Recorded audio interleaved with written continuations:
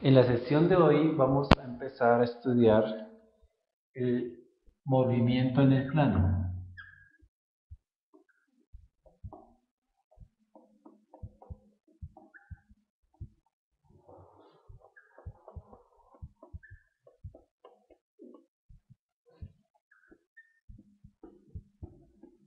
Movimiento en el plano. Todo lo que hemos hecho anteriormente ha sido en un solo eje, ¿cierto? O en el eje Y y en el eje X. Vimos algún ejemplo por ahí con un vector en 3 dimensiones o en 2 dimensiones, pero lo trabajamos como un vector en sí. Ahora bien, pues vamos a analizar este movimiento que sucede pues en 2 dimensiones. La primera parte que vamos a mirar será al movimiento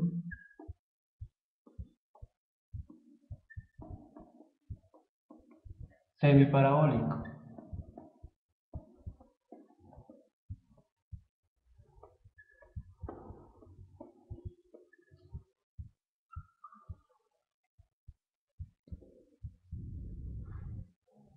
Luego miraremos el movimiento parabólico o de proyectiles.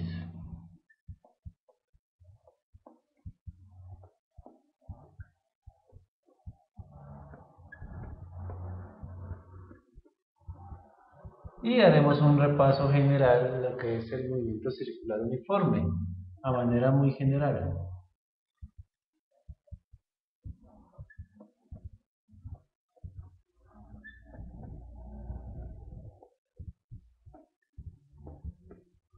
Ok. ¿Qué podemos decir de estos movimientos? Pues que suceden en el plano, en el eje X, en el eje Y. Y para empezar, pues arranquemos diciendo qué es el movimiento semiparabólico.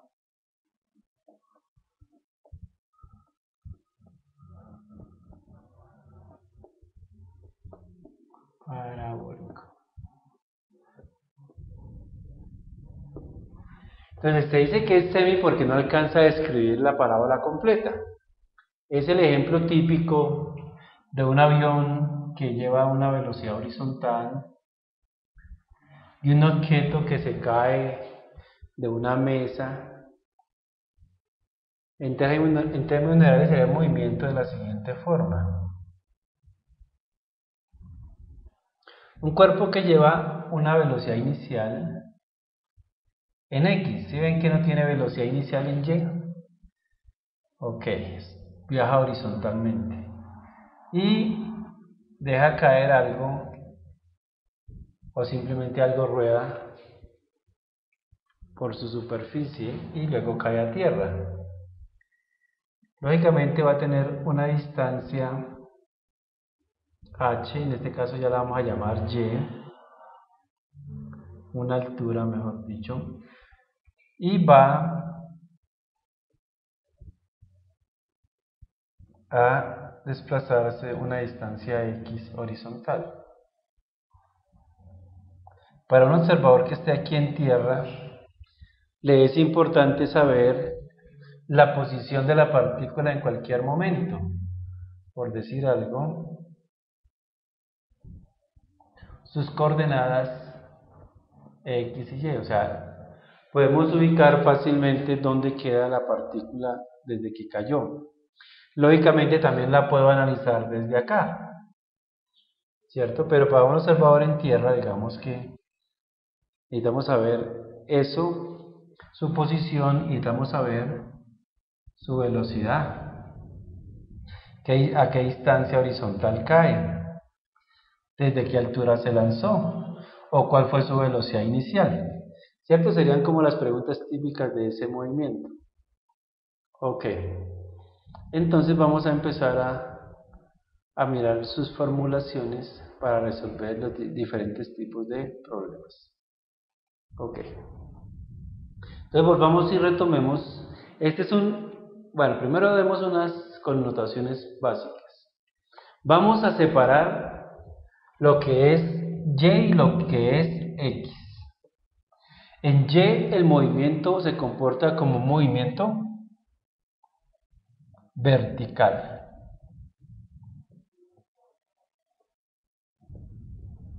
vertical. Es decir, el tiempo que se demora la partícula en hacer este movimiento es el mismo tiempo que se demora si se dejara caer. Es el mismo tiempo. Por eso el movimiento es vertical. Lógicamente se habrá desplazado una distancia en X y una distancia en Y. ¿Cierto?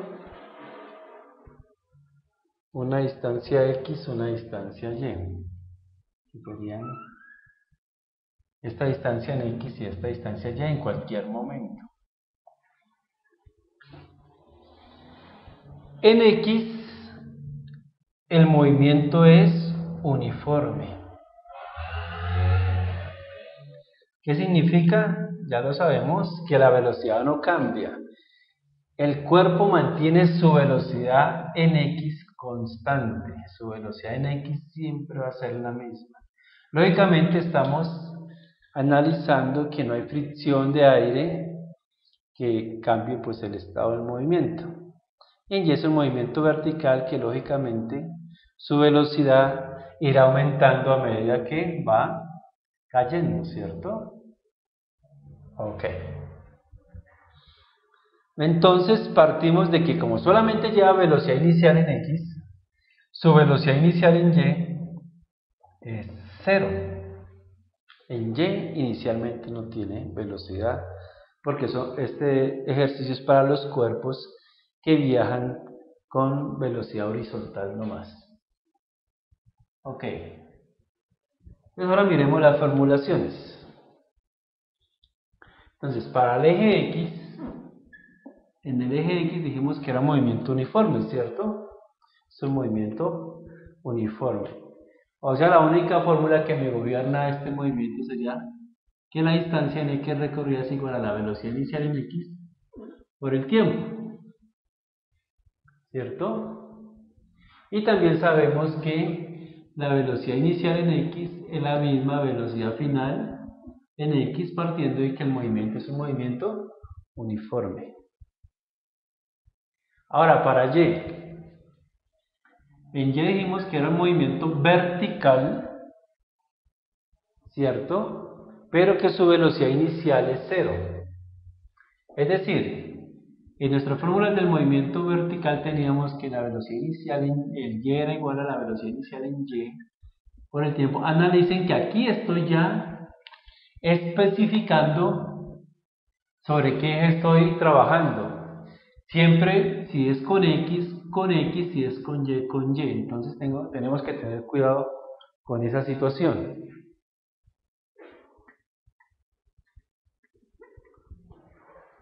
Como el cuerpo va bajando inicialmente, pues sería más gravedad tiempo al cuadrado sobre 2. ¿Cierto? Pero ¿qué sucede? La velocidad inicial en Y es 0. Por lo tanto, Y es igual a gravedad tiempo al cuadrado sobre 2. O sea que la fórmula en sí se me redujo gracias a que la velocidad inicial en Y es 0. Lo mismo pasa con las otras formulaciones del movimiento vertical. Teníamos que Y era igual a velocidad inicial, ahora en Y, más velocidad final, ahora en Y, por el tiempo sobre 2. Como la velocidad inicial en Y es 0, entonces tendríamos que Y es igual a velocidad final en Y por el tiempo sobre 2. Tendríamos una segunda fórmula. Lo mismo vamos a hacer con las otras formulaciones. La velocidad final en Y sabemos que es igual a la velocidad inicial en Y más la gravedad por el tiempo. Lo único que es igual para ambos ejes, el X y el Y, es el tiempo. El tiempo es la variable que es igual para los dos. Entonces la velocidad final en y, sabemos que la velocidad inicial en y es 0, por lo tanto la velocidad final en y es igual a la gravedad por el tiempo.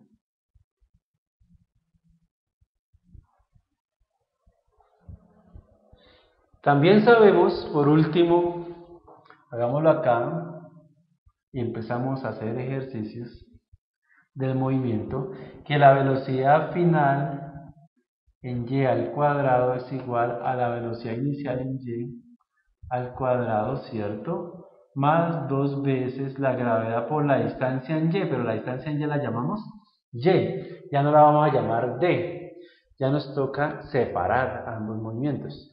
Entonces tendríamos que, como la velocidad inicial en y es 0, entonces la velocidad final en y al cuadrado es igual a 2 veces g por y. Esta sería la fórmula del movimiento semiparabólico. Con esto nos defendemos y podemos aterrizar cualquier tipo de ejercicio.